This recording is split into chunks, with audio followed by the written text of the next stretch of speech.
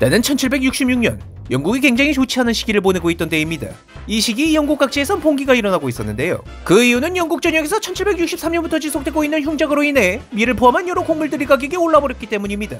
아니 내가 일주일 전에 이걸 샀는데 왜 그새 가격이 2배로 올랐냐고! 일례로 13kg에 약 1파운드 14실링이던 밀값은 어느샌가 약 2파운드 15실링까지 올랐으며 치즈 역시 100에이트에 14에서 18실링 하던 게 일주일 새 28에서 36실링으로 올라버렸죠. 물론 가격이 2배를 뛴 게 심각한 일이긴 한데 이게 전국 각지에서 봉기까지 일어날 정도인가요? 라는 생각이 들 수 있습니다. 사실 봉기의 직접적인 원인은 곡물 가격의 상승 때문은 아니었어요.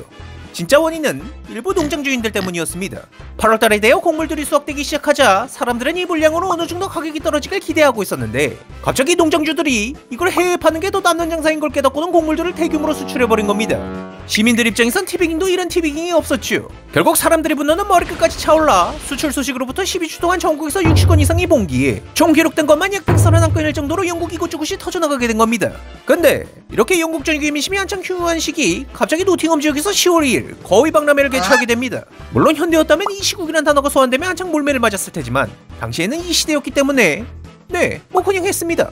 사실 이 박람회 자체도 최소 480년 이상 된 나름의 전통과 역사를 지닌 연례 행사기도 했죠. 허나 그렇다고 해서 그걸 지켜보고 있는 지역 주민들이 고음지수가 낮다는 건 절대 아니었습니다. 당시 지역축제라고 한다면 아무래도 교통망이 그리 발전되지 않은 시대상 무역적인 요소가 꽤나 컸는데 이 말은 지역축제에서 판매되는 거위를 비롯한 여러 가축들 그리고 많은 치즈들이 지역 밖으로 빠져나간다는 소리잖아요. 이 시국에 우리 지역에 식량 자원이 빠져나간다니 절대로 가만히 보고만 있을 수는 없었죠. 물론 그건 방문한 상인들이 돈 주고 구매한 것이며 그의 박람회에선 유독 비정상적으로 높은 가격에 판매되었지만 지역 주민들에게 그딴 건 알 바가 아니었습니다. 특히나 링컨시 지역 상인들이 대량의 치즈를 구매한 직후 일이 벌어지기 시작했죠. 아따 올해 치즈값 뒤지기도 비싸네. 그래도 구한 게 어디냐. 이제 빨리 돌아가자고.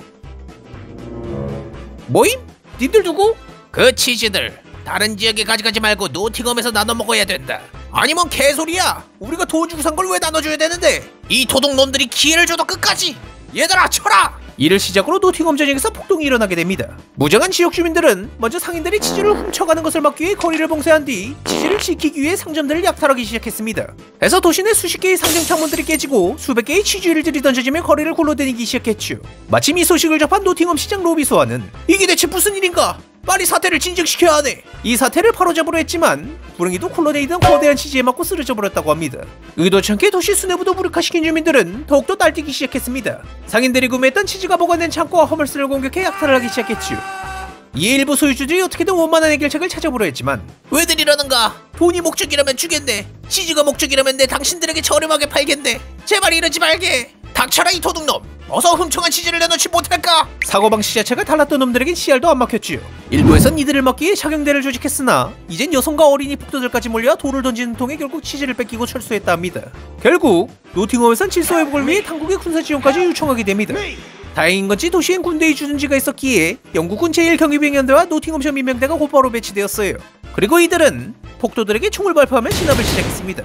에서 한 명이 사망하고 여러 명이 다치는 등의 인명피해가 발생하였고 폭동에 가담한 여러 사람들이 구금되기도 했지만 그들은 기어이 구금된 건물을 습격해 사람들을 구출하는 등 혼란은 밤새도록 계속되었다고 하네요.